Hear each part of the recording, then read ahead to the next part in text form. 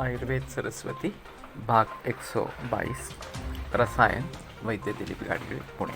दूसरी चीज़ हम रोज़ाना इस्तेमाल कर सकते हैं वो सोने का उपयोग करना। सोना जो है वो विषघ्न है, रसायन इस प्रकार का है, बुद्धिजनन इस प्रकार का है, तो उसका किसी न किसी तरीके से अगर हम रोज़ाना प्रयोग करेंगे तो उसका फायदा होता रहेगा। तो मंडलेर जातवेदस्य तस्यायव पयश्रुतम, ये एक योग चरक में आया है रसायन अध्याय वाजीकरण अध्याय में। तो माशपर्ण भृताधेनु इस प्रकार की शुरुआत है, और वो तो एक अलग गाय है कि जो माशपर्णी वनस्पति पर पुष्ट इस प्रकार की गाय, और उसका दूध, उसमें सोने का कंगन या अंगूठी इस प्रकार से डाल के वो अगर सिद्ध कर लेते हैं, उतना ही पानी डाल के और उबाल के पानी शेष दूध शेष रखना, तो ये वाजीकरण कहा गया है। और वैसे सोना और दूध दोनों रसायन भी है।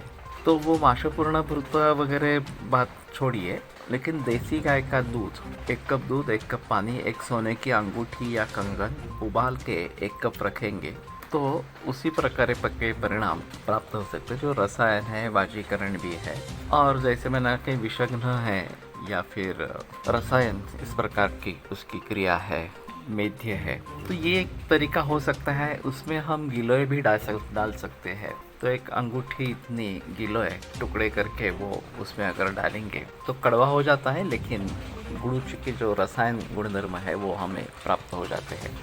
और इसी प्रकार से पानी में सोने का कंगन डाल के पानी उबालना, ये भी एक बात हो सकती है।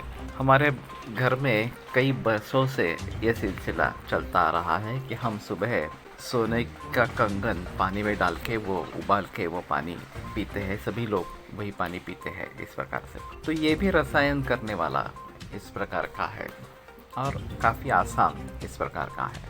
तो जब घी बनाते हैं तो उसमें भी घर में जो मक्खन निकलता है मरई से, उससे घी बनाते समय उसमें सोने का कंगन डाल सकते हैं, और जो घी बनेगा वो भी संस्कारित घी इस प्रकार का बनेगा, सोने का संस्कारित घी बनेगा।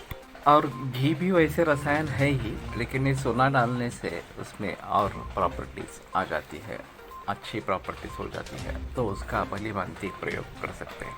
चांदी का भी इस प्रकार से प्रयोग किया जा सकता है, या चांदी के बर्तन में, चांदी के प्याले में पानी रख के वो पानी पी सकते हैं।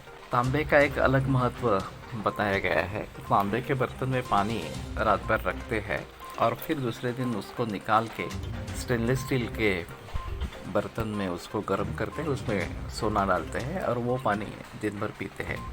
यह हमारे घर में काफ़ी वर्षों से प्रचलन में है। तो सुवर्ण और ताम्र ये दोनों गर्भविषनाशक और रसायन इस प्रकार के गुणधर्म देने वाले हैं। तो कहने का तात्पर्य अर्थ है कि घरेलू पदार्थों में रसायनों का वापर इस प्रकार से अगर हम करेंगे तो हमारी इम्यूनिटी बढ़ती रहेगी, जो धातुओं का निर्माण है वो अच्छा इस प्रकार का बनेगा। और इसका अभ्यास अगर किया जाता है, बरसों बरसों तक ये सिलसिला चलता रहता है, तो एक अच्छा परिणाम पूरे परिवार के लिए होता है। तो रसायन का इस दृष्टि से फायदा उठाना ये बहुत ज़रूरी इस प्रकार का होगा।